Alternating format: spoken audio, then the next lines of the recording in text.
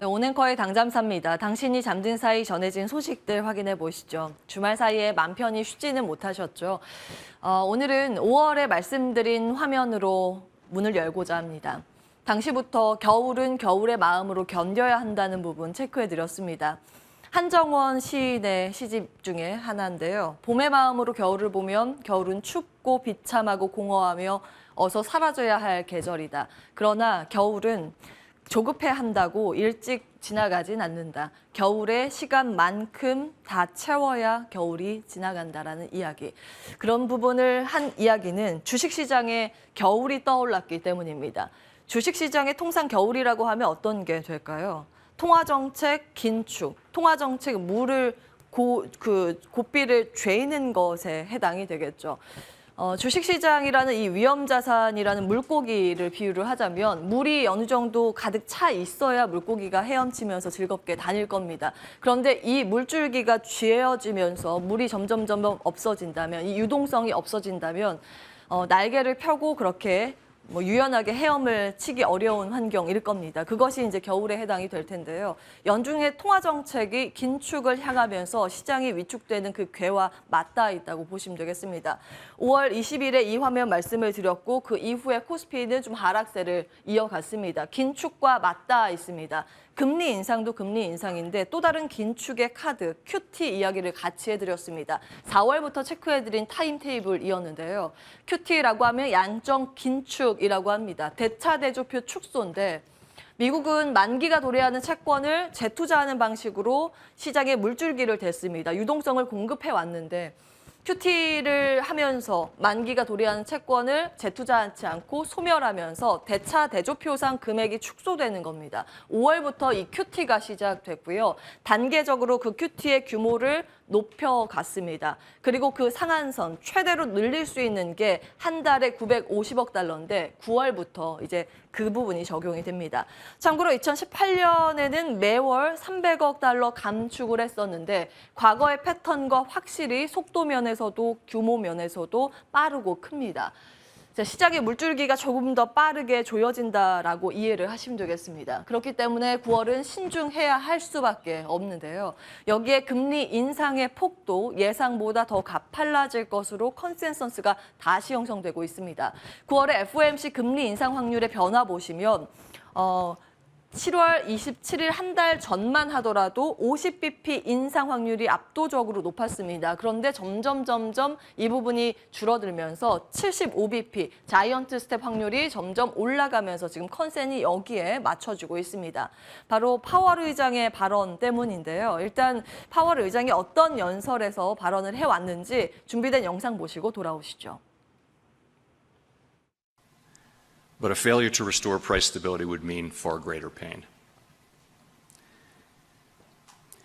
In current circumstances, with inflation running far above 2% and the labor market extremely tight, estimates of longer run neutral are not a place to pause or stop. And I said then that another unusually large increase could be appropriate at our next meeting. We are now about halfway through the intermeeting period. Our decision at the September meeting will depend on the totality of the incoming data and the evolving outlook. The historical record cautions strongly against prematurely loosening policy. Committee participants' most recent individual projections from the June SEP showed the median federal funds rate running slightly below 4% through the end of 2023. 영상 함께 보고 오셨습니다. 그 발언들 하나하나 뜯어서 정리를 해보겠습니다. 잭슨홀 미팅 8월의 FOMC 대체 성격을 가지고 있는 것이죠. 파월 의장이 여기에서 어떤 이야기를 하는지가 굉장히 중요했습니다. 전 세계의 시선이 여기에 주목이 됐었는데요. 일단 특이한 부분은 굉장히 짧고 굵었다라는 점입니다. 과거에 2010년 이후 연준 의장과 부의장 통틀어서 가장 짧은 연설이었습니다. 단 8분이었는데요. 그렇기 때문에 명확한 사인을 해석하는데 더욱더 선명했습니다.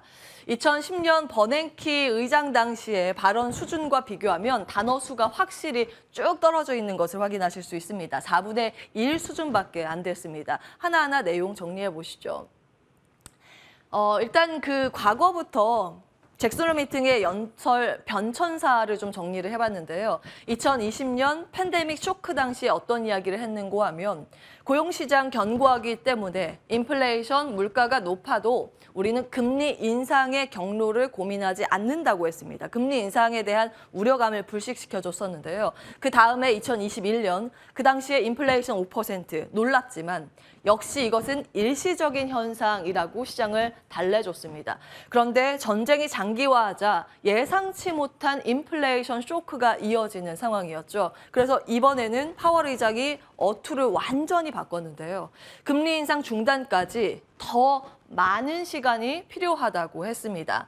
보시면 발언했던 단어의 수, 많이 포착됐던 부분이 좀 정리가 되어 있습니다. 파란 막대기가 2020년대 발언 수고요. 2021년 빨간 막대기, 이번에가 노란 막대입니다. 보시면 확실히 팬데믹이라는 단어가 확 줄었다는 것을 확인하실 수 있고요. 이번에 특이한 부분은 완전 고용이라는 단어는 한 번도 발언하지 않았습니다. 그리고 확 늘어난 부분 보이실 텐데요.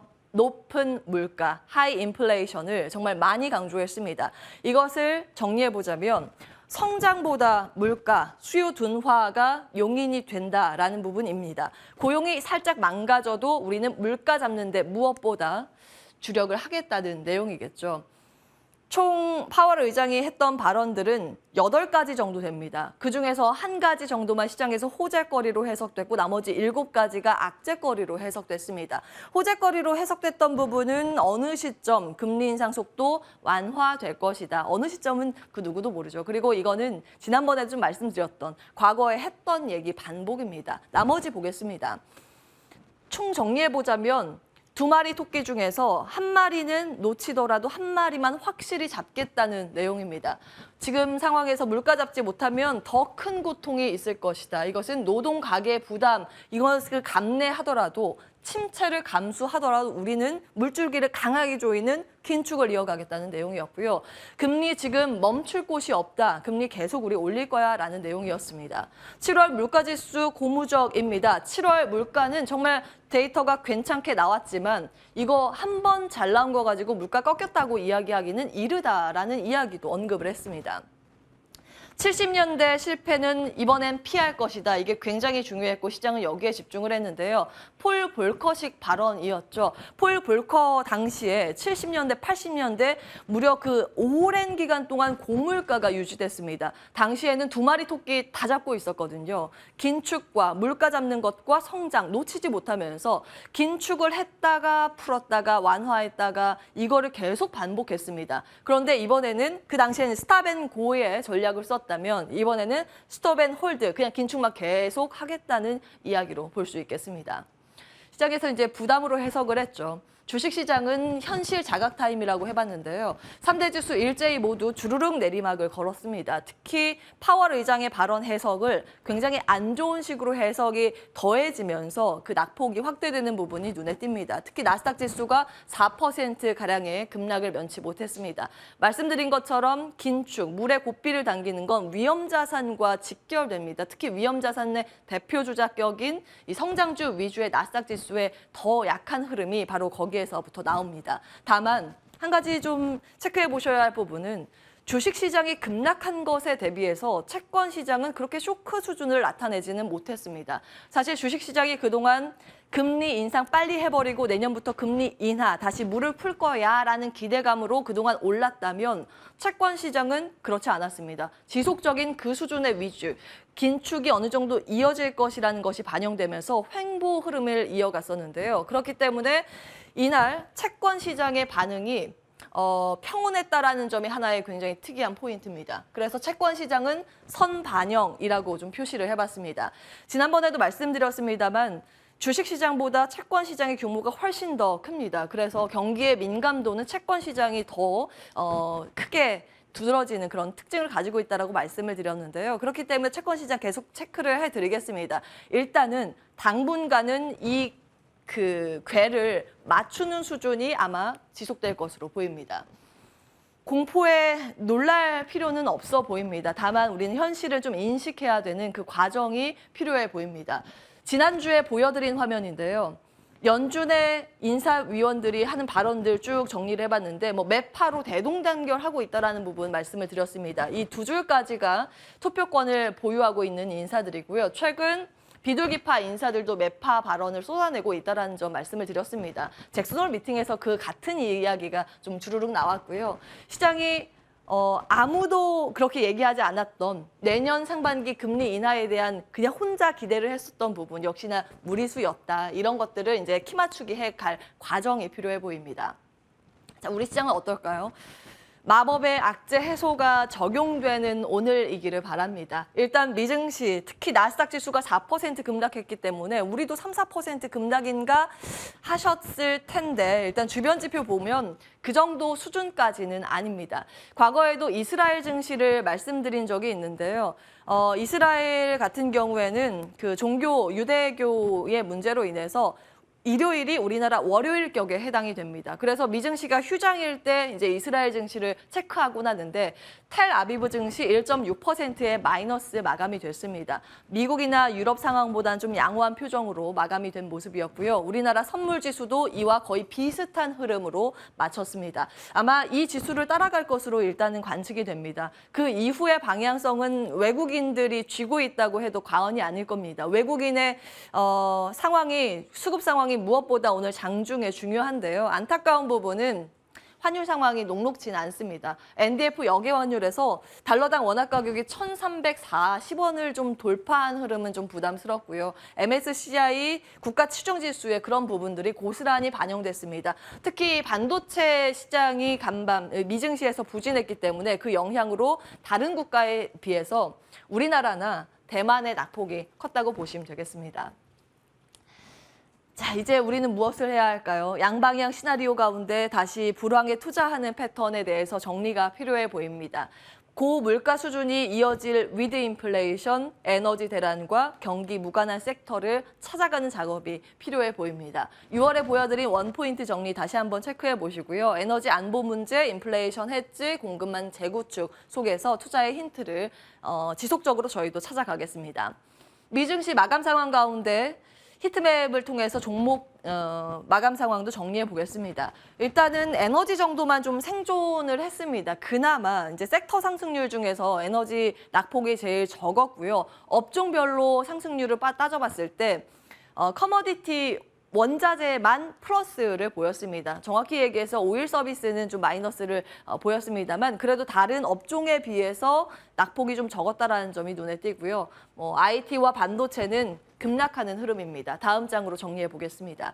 자, 애플은 미국의 법무부의 반독점 수사 고려한다라는 그 우려감으로 인해서 가뜩이나 긴축도 우려됐는데 이것까지 더해지면서 낙폭이 조금 더 커졌다고 보시면 되겠습니다.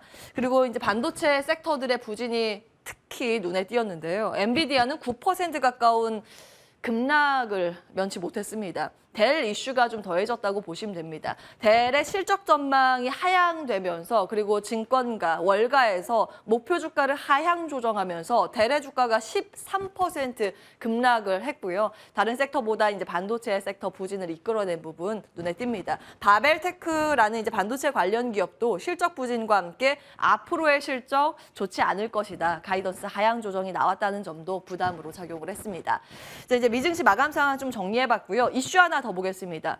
원자재에 대한 이슈는 지속적으로 예의주시하셔야 할 텐데요. 우리가 쉬는 동안 나왔던 소식, 중국 최악의 가뭄으로 리튬의 수급 차질이 빚어지고 있다는 소식입니다. 리튬을 가공하는 이제 공장에서 공장 가동이 어렵다는 소식이 좀 전해졌는데요. 보시면 우리나라 이제 수입과 맞닿아 있는 부분이 있습니다. 이제 리튬의 생산량 기준으로 호주가 가장 높고 칠레 그 다음으로 중국이 차지하고 있습니다. 그래서 사실은 이런 이슈로 인해서 미래 나노텍 등의 리튬 관련 테마주들이 좀 그동안 들썩이는 모습이었습니다. 리튬을 가공하는 회사가 무엇인지 그리고 이 안에서 살아남을 수 있는 해외 광산 보유하고 있는 기업들이 무엇인지 좀 눈에 띄는데요. 저희 자리 옮겨서 체크를 해보도록 하겠습니다. 이 리튬이라는 키워드는 폐배터리와 또 맞닿아 있습니다. 우리 폐배터리 관련 기사 준비가 돼 있거든요. 이 내용도 한번 체크해 보시고요. 자리 옮겨서 투자 의견 받아보도록 하겠습니다.